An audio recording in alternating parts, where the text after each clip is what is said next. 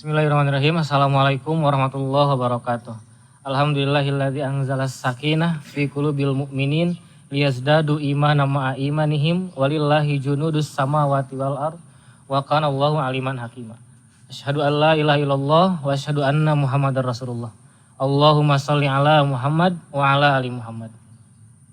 Alhamdulillahirabbil alamin. Berkat sayatan qada dan qadarnya Allah Subhanahu wa taala, pada hari ini kita masih diberikan kesehatan dan mudah-mudahan dalam keafiatan dari Allah Subhanahu wa taala.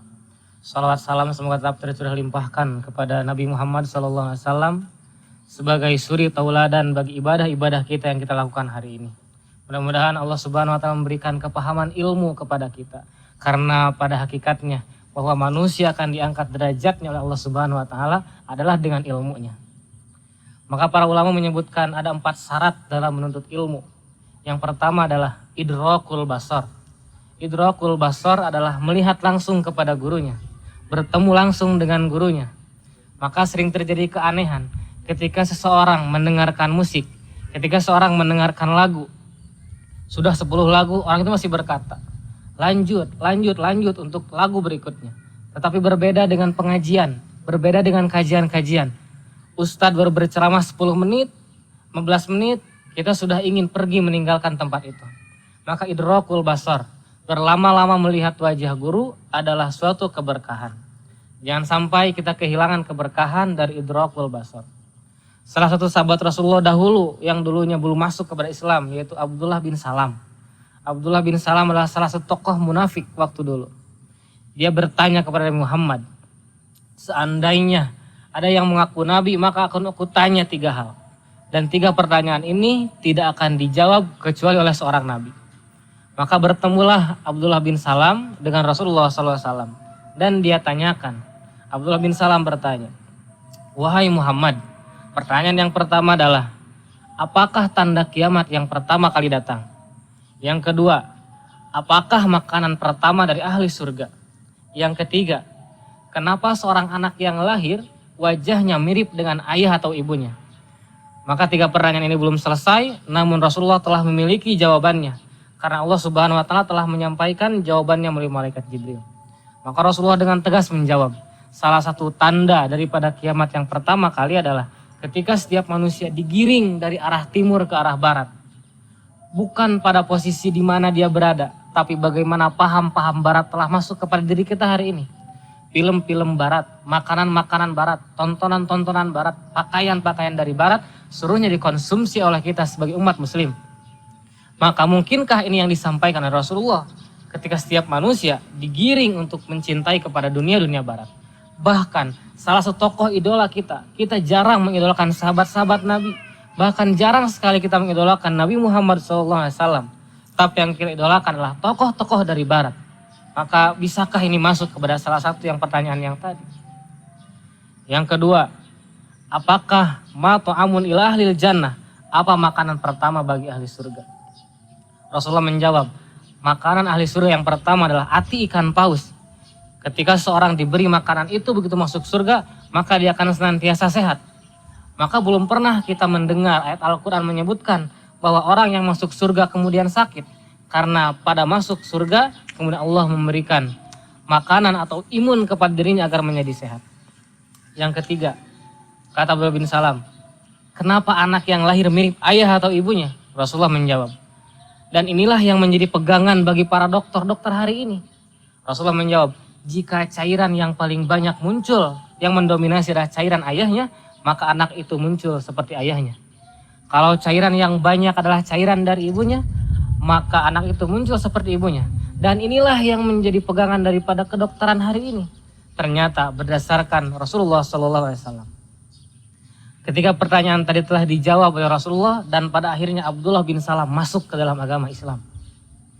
Menjabat tangan Rasulullah mengatakan la ilaha illallah dan masuk ke dalam agama Islam. Itu adalah berkat idrakul basar, bertemu langsung dengan gurunya. Syarat mencari ilmu yang kedua adalah ifhamus sam'i, faham akan apa yang didengar. Setelah tadi kita melihat langsung gurunya, yang kedua adalah faham akan apa yang didengar. Ada kisah yang menarik, yang sekiranya ini mungkin kisah lucu, tetapi menjadi pelajaran bagi kita. Ketika ada seorang santri mengaji kepada kiainya, Kiainya mengatakan bahwa seandainya ada wadah yang dijilat oleh anjing, maka basuhlah 7 kali, salah satunya dengan tanah.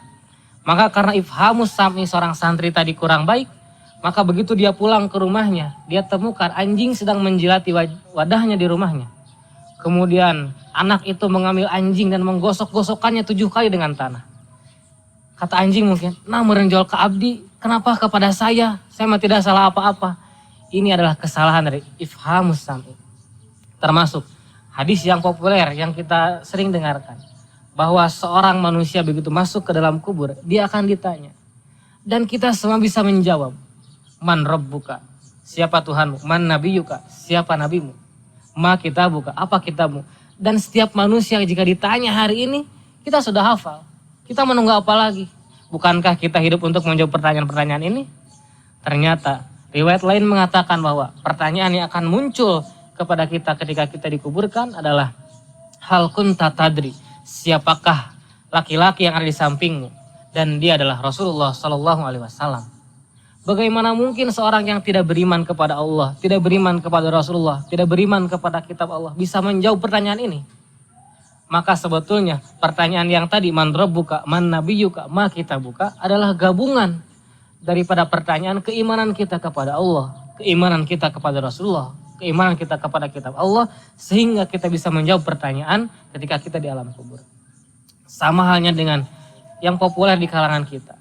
Ketika seorang meninggal dunia, maka malaikat tidak akan bertanya sebelum 7 langkah orang yang melayatnya pergi. Pertarosanana, pertanyaannya, langkah siapakah yang dihitung? Langkah orang yang pertamakah? Langkah orang yang tengah? Atau langkah orang yang terakhir? Seandainya kita mengatakan langkah orang yang terakhir, berarti jika seorang pelayat berdiam diri di sana selama beberapa hari, malaikat tidak akan bertanya kepada mayat itu. Ini adalah pemahaman yang keliru. Bahkan ada ulama di Indonesia, ustadz di Indonesia mengatakan, sampai hari ini ada satu ulama yang belum ditanya oleh malaikat karena saking banyaknya orang yang berziarah kepada makam itu. Ternyata bukan seperti itu. Terbayang oleh kita, malaikat akan datang bertanya, ada yang melayat tidak jadi. Malaikat datang lagi untuk bertanya kepada mayat, ternyata yang melayat tidak jadi. Bukan seperti itu. Imam Ahmad meriwayatkan bahwa maksudnya 7 langkah orang yang meninggalkan langkah itu adalah malaikat akan datang bertanya kepada seorang mayit secepat 7 langkah manusia melangkah. Walaupun manusia berada di atas makamnya, namun malaikat akan cepat datang untuk bertanya kepada mayat itu. Dan tidak akan dilama-lamakan untuk bertanya.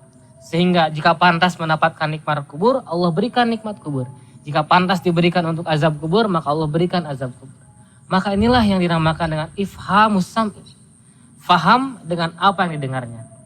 Mudah-mudahan kita menjadi pribadi-pribadi yang luar biasa, menjadi pribadi-pribadi yang berilmu. Yang pertama adalah idrakul basar, bertemu langsung dengan gurunya, bertanya langsung kepada gurunya. Yang kedua adalah ifhamus sam'i, mendengar, faham akan apa yang didengar. Mudah-mudahan kita menjadi ahli ilmu yang dimuliakan oleh Allah Subhanahu wa taala. Subhana rabbika rabbil izzati amma yasifun, wassalamu ala mursalin, walhamdulillahirabbil alamin. Assalamualaikum warahmatullahi wabarakatuh.